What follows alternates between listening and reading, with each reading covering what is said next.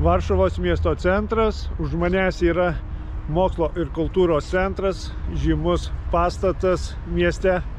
Reikėtų nusifotografuoti, juk niekada nežinai, kuri nuotrauka tavo gyvenime bus paskutinė. Galbūt jų bus dar tūkstančiai, o galbūt ši nuotrauka bus paskutinė.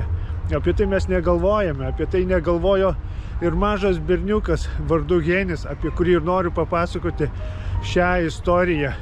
Šio berniuko nuotrauka buvo padaryta vienoje pagrindinių Liublino gatvių. Šioje nuotraukoje nėra nieko ypatingo.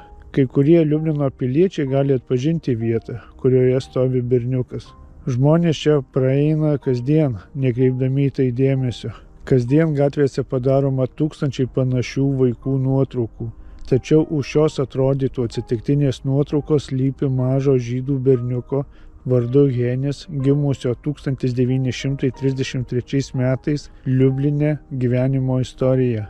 6 metų Henis turėjo pradėti lankyti pradinę mokyklą. Buvo 39 metai. Tačiau tais metais prasidėjo Antrasis pasaulinis karas ir berniukas niekada nelankė mokyklos. Ši nuotrauka yra paskutinė iš šio nuotraukų serijos, kurią tėvas kasmet darydavo. Norint plačiau sužinoti apie šią istoriją, turiu vykti į Liubliną. Štai Varšuvos centrinė geležinkelio stotis ir mano traukinys po valandos išvažiuoja į Liubliną. Iki Liublino 2 valandos kelio.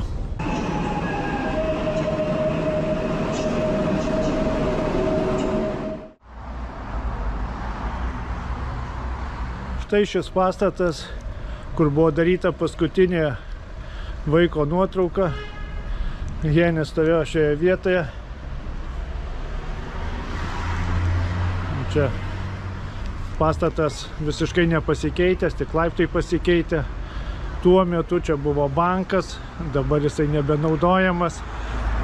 Taip pat Holokausto dieną būna pakabinama pašto dėžutė šioje vietoje ir norintys parašo Heniui laiškus. Po to tie laiškai būna išsiųsti paskutiniu jo gyvenamos vietos adresu. Henis augo progresyvioje žydų šeimoje.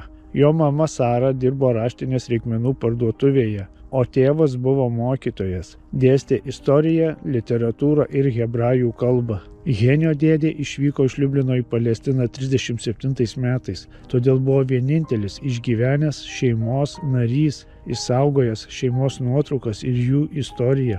41 metų kovo 24 dieną vokiečiai Liubline įkūrė getą, kur perkelė visus žydus. Apleistuose žydų butuose buvo apgyvendinti lenkai. Vienas iš jų tą akimirką prisiminė taip: butai, kuriuos pamatėme, pripildė mūsų siaubo. Visur buvo pėdsakų žmonių, kurie turėjo palikti savo namus su dideliu skubėjimu. Menka vakarienė, kurią kažkas tik pradėjo gaminti. Pustuštis arbatos puodelis ar netvarkinga lova. Mums buvo paskirtas butas Svietska gatvėje 3 name. Tai buvo daugiabutis namas, kuriame anksčiau gyveno Henis. Štai namas, kuriame gyveno berniukas. Jisai čia lakstė aplinkui, žaidė. Jis čia augo, neužaugo, bet augo nuo kūdikystės iki 6 metų. Namas yra išlikęs.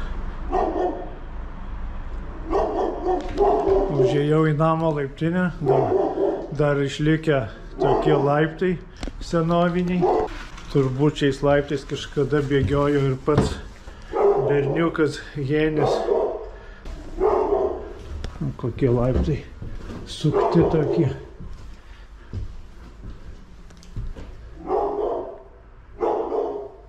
Zitomirskių šeima persikėlė į Kovalską gatvę, kur buvo Liublino getas. Kaip Henis augo tuo laiku, kokius baisumus matė jo akys, ką gete veikė jo amžiaus vaikai. Berniukas paskutinį kartą paminėtas laiške išsiųstame 1942 metų vasarą. Samuelis Zitamorskis, Henio tėvas, rašė savo broliui Leonui: aš esu kartu su Heniu.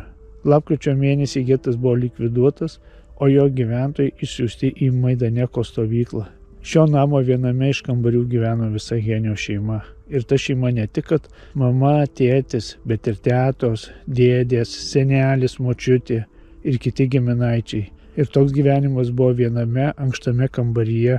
Buvusio geto vieta, netrukus prieisiu namą, kuriame turėjo persikrausti visa Henio šeima, taip pat seneliai, tetos ir kiti giminaičiai.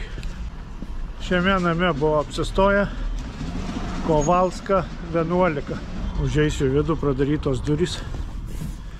Buvusio geto namas.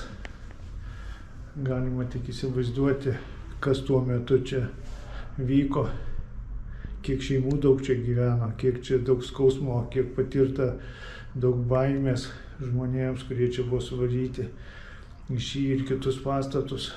Labai didelis kiekis žmonių buvo. Užlipsiu į viršų pažiūrėti. Kažkuriame iš kambarių gyveno Henio šeima.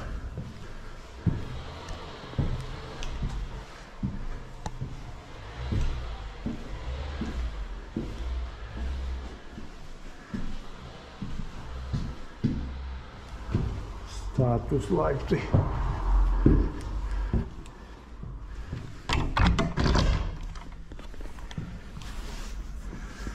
Galima išeiti. Tokis vidinis balkonas. Aikštelė tokia padaryta.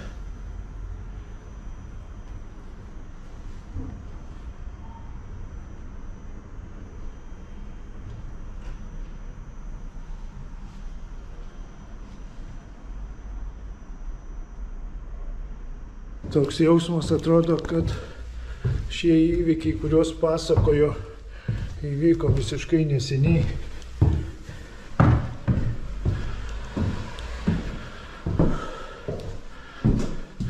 Netgi kvapas jaučiasi, toks kvapas, kur būna labai daug žmonių vienoje vietoje.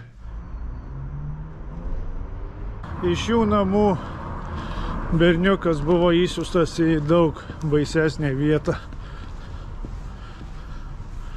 Nuvyksiu šitą vietą netrukus. 42 metais dauguma žydų iš geto buvo perkelti į Maidaneko stovyklą. Dauguma iš jų iš karto buvo išsiųsti į naikinimo stovyklas, daugiausia į Belžecą. Perkelimus prižiūrėjo vokiečių policija ir SS.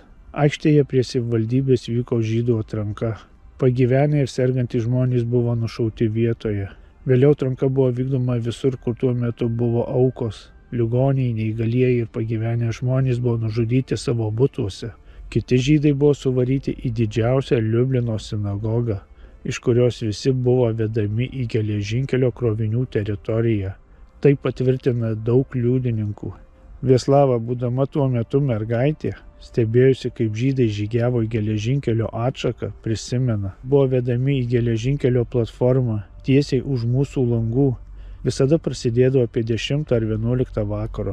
Žinojome, kad tai žygio pradžia, nes vėliau pradeda ant jų šaukti ir šaudyti į jūs. Ir iki šiol ausyse ūžia, nes kitaip tai pavadinti sunku. Tai buvo kojų ošimas, velkamas per trinkeles ir kalbėjimo garsas, labiau panašus į ūžesį. Iš geto išvaryti žydai iš pradžių nežinojo apie jų laukiantį likimą. Remiantis oficialia informacija, jie turėjo būti perkelti į kitą vietą. Tačiau bėgant laikui, vykstant perkelimui, gandai apie dramatiškus įvykius, vykstančius geležinkelio platformos rytyje, tapo žinoma vis plačiau.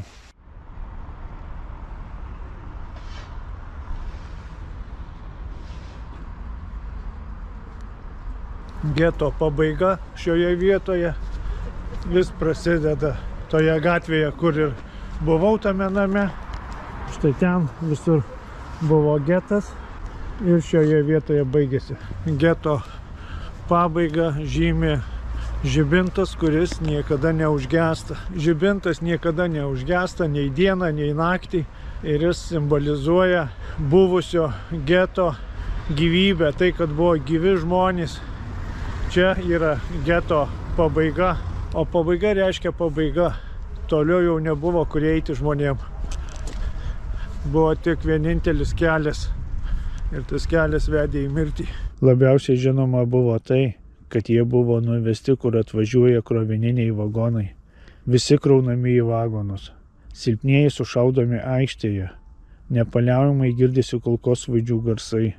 Kažkas girdėjo geležinkelininką sakant, kad pakrauti vagonai sandariai uždaromi, o žmonės ištisas dienas paliekami viduje be maisto ir vandens, kažkur šalutinėme kelyje. Iš vagonų vidaus girdisi siaubingi riksmai ir Dievo maldavimas. Vienu metu 100 žmonių buvo sustumti į krovininį vagoną, į kurį papildomai buvo dedami ir lavonai, kurie prieš tai buvo sušaudyti, o po to vagonai užplombuojami. Po kelių dienų stovėjimo mirties traukinys išvažiavo. Vagonai grįždavo po kurio laiko, kad būtų vėl pakrauti. Vieta, kurioje žydus kraudavo į vagonus, teritorija pasirinkta dėl kelių priežasčių. Vienas iš pagrindinių buvo trėmimų vykdymo slaptumas, bet to ši gatvė buvo labai retai apgyvendyta, o tai papildomai garantavo ribotą liudininkų skaičių.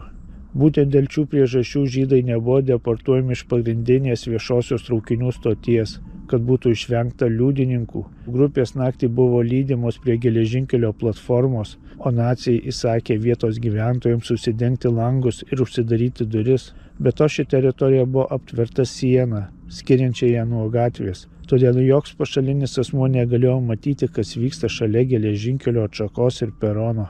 Tvora trukdė ir bet kokiems bandymams pabėgti.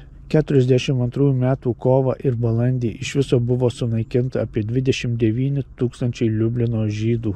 Tarp jų buvo Henio motina ir močiutė. Senelis dar prieš tai mirė gete nuo išsekimo.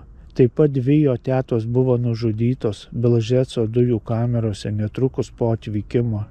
Henis ir jo tėvas išgyveno atrankas, matyt dėka tėvo, kuris turėjo leidimą dirbti. Kartu su likusiais žydais, kurie liko gyvi Liubline, jie buvo perkelti į kitą mažesnį getą pastatytą Liublino priemiestyje.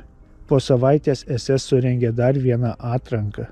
Apie 3000 žmonių neturinčių darbo leidimų iš pradžių buvo nuvežti į Majdaneką, o iš ten į Krapieco mišką esantį apie 15 km nuo Liublino.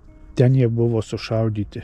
Netrukus buvo galutinai likviduotas žydų getas. Apie 3000 žmonių, tarp jų ir Henis su tėvu, buvo išsiųsti į Majdaneko stovyklą. Henio tėvas buvo perkeltas į priverstinio darbo stovyklą prie Majdaneko, kur kaliniai statė naciams sporto stadioną. Iš stovyklos jis sugebėjo išsiųsti keletą paskutinių laiškų savo broliui į Palestiną. 43 metų lapkričio 3 dieną įvyko masinis visų likusių žydų kalinių naikinimas Majdaneke. Tikrai žinoma, kad Henio tėvas neišgyveno per holokaustą. Atvykau į Majdaneko koncentracijos stovyklą. Pažiūrėkite, kokio dydžio stovykla buvo.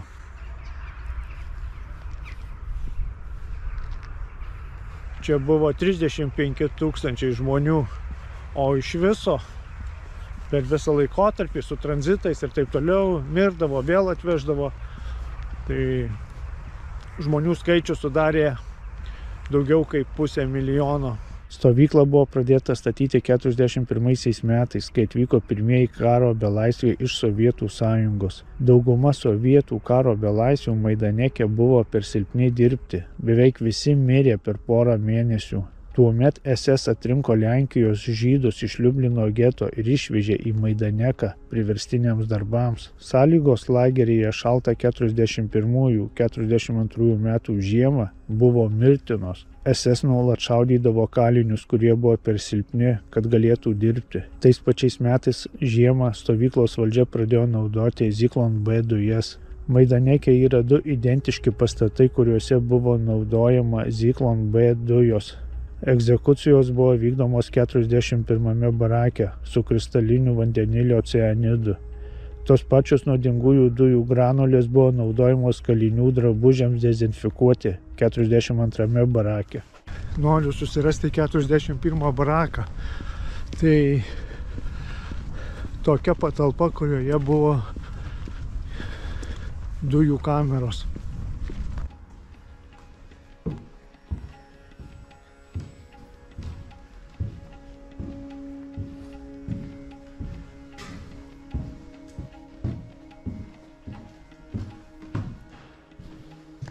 Zyklon B dujų skardinės.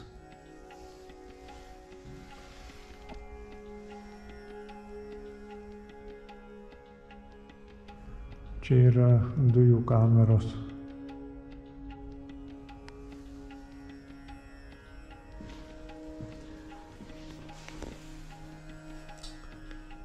Čia yra balionai, kur pripildavo tos medžiagos, kad nunuodyti žmonės.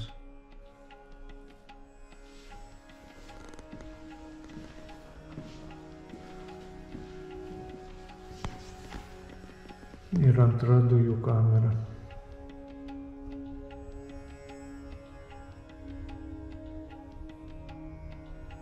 Belžeco žudymo centrui užsidarius, apie 25 000 žydų, kurie turėjo būti skirti šiam žudymo centrui, buvo išsiųsti į Majdaneką. Neaišku, ar vokiečiai šiuos žydus iš karto nužudė Majdaneke, ar dar paliko juos kaip naudingus kalinius darbui, bet yra žinoma, kad beveik visi šie žydai buvo nužudyti per ateinančius 6 mėnesius. Kodėl tie 25 000 aukų nepasiekė Belžeco mirties stovyklos? Mirties stovykla yra toks koncentruotas centras, kur atvežtuosius iškart nužudo. Jie nėra verčiami dirbti. 43 metais pablogėjus karo reikalams rytų fronte, naciai stengiasi naikinti savo nusikaltimų pėdsakus. Todėl buvo nuspręsta mirties centrus uždaryti. Kas yra žinoma apie Belžecą? Belžecas nacių koncentracijos stovykla veikė nuo 40 iki 43 metų pietryčių Lenkijoje. Šioje mirties stovykloje nužudyta apie 600 000 žmonių. Tai buvo trečia pagal aukų skaičių naikinimo stovykla, kurią aplenkė tik Treblinka ir Aušvicas. Antrąjį pasaulinį karą išgyveno tik 2 žydai atliekantys vergų darbą stovyklos Sonderkommandoje. Ir tik Rudolfas Rederis tapo žinomas jo oficialaus pokario liudijimo dėka. Gyvybingų liudininkų trūkumas galinčių paliudyti apie stovyklos veiklą yra pagrindinė priežastis, kodėl Belžecas mažai žinomas, nepaisant aukų skaičiaus. Štai ką rašo išlikęs gyvas liudytojas savo knygoje Belžec. Maždaug 14 SS vyrų varė moteris ir vaikus su botagais ir pritvirtintais durtuvais iki pat pastato, o iš ten į salę.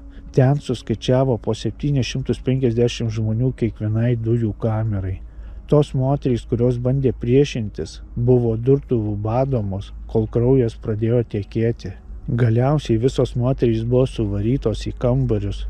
Girdėjau, kaip uždaromos durys. Išgirdau riksmus ir verksmus. Girdėjau beviltiškus pagalbos šauksmus lenkų ir jidiš kalbomis. Išgirdau kraują stingdančias moterų aimanas ir vaikų klyksmus, kurie po trumpo laiko tapo vienu ilgu siaubingu riksmu. Tai tęsėsi 15 minučių, dujų variklis dirbo 20 minučių, vėliau stojo visiška tyla. Tada prižiūrėtojai atidarė duris, kurios vedė į lauką. Po stovyklą galima vaikščioti visiškai nemokamai. Labai daug yra barakų, kuriuose pasakojama holokausto istorija. Tiek daug yra išlikusių kalinių avalynės. Labai daug.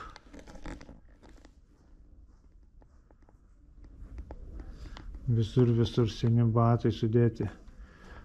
To laikmečio, kada nešioju. Naikindami stovyklą vokiečiai nespėjo išvežti šių batų. Taip jie liko čia.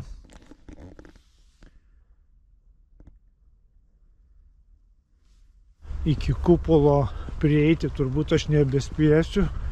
Jisai pačiam gale yra. Po tuo kupolu yra žmonių pelenai. Tiek, kiek surinko tų pelenų iš 15 duobių, masinių kapaviečių, kur buvo deginami žmonės. Tie pelenai yra užkonservuoti ir saugomi po tuo kupolu. 43 metais lapkričio 3 dieną prasidėjo operacija pavadinimu Derliaus šventė. Specialiai šiam tikslui į Liubliną įsiųsti specialūs SS ir policijos daliniai, kurie sušaudė 18 000 žydų prie pat stovyklos. Operacijos metu visoje stovykloje per garsiakalbius skambėjo muzika, kad būtų slopinami masinių žudynių garsai. Kitą rytą buvo rasti ir sušaudyti 25 žydai, kuriems pavyko pasislėpti. Gyvų buvo palikta 611 kalinių, 311 moterų ir 300 vyrų. Moteriams buvo įsakyta rūšiuoti mirusiųjų drabužius, vyrams užkasti duobes, kur gulėjo kūnai. Vėliau duotas įsakymas iškasti palaikus ir sunaikinti, sudeginant ant laužų. Kūnus sudėdavo ir degindavo ant senų sunkvežimių, važiuoklių, geležinkelio bėgių ar krematoriume. Tada ir šiems vyrams buvo įvykdyta mirties bausmė. 311 moterų vėliau buvo išsiųstos į Aušvicą, kur buvo nužudytos dujomis. Tarp visų aukų buvo ir Henis, 9 metų amžiaus berniukas, nužudytas Maidaneko koncentracijos stovyklos dujų kameroje. Henis buvo pirmasis Samuelio ir Saros Zitomorskių vaikas, šeimos pasididžiavimas. Yra toks projektas Laiškai Heniui, kuris buvo pradėtas Liublino mieste 2005 metais. Nepriimtina prisiminti tūkstančių žmonių veidus ir vardus, bet prisiminkite vieną. Liublino mokiniai ir piliečiai prašomi išsiųsti laiškus Heniui, adresu Kovalska gatvė 11, paskutinių žinomų Henio adresų Liubline. Keletas fragmentų iš laiškų Heniui, rašo Agnieška. Nors mes vienas kito nepažįstame, kažkur viduje jaučiu, kad tave mylėčiau ir esu tikra, kad taptume labai gerais draugais. Tu gyvenai tais tolimais laikais nuo mano, bet tavo istorija man atrodo artima. Evelina rašo. Rašau jums šį laišką, nes noriu išreikšti savo nepritarimą tam, kas vyko tais laikais, kuriais dėja tu gyvenai. Mes negalime tavęs pamiršti, tada mes prarastume tave. Šis uždegtas žibintas, kuris neužgęsta nei dieną, nei naktį, tiesiogiai susijęs su aukų atminimu. Jo idėja yra parodyti, kad pamiršta ir nepageidaujama praeitis visada sugrįžta pas mus, net tada, kai ji yra padengta betoniniu apvalkalu. Tai liudijimas apie mūsų atmintį, apie pasaulį, kurio nebėra. Ant kupolo yra užrašyta, tegul mūsų likimas būna jums įspėjimas. Labai svarbu prisiminti Maidaneko aukas ir kitas koncentracijos stovyklas. Holokaustas yra vienas iš didžiausių žmonijos nusikaltimų.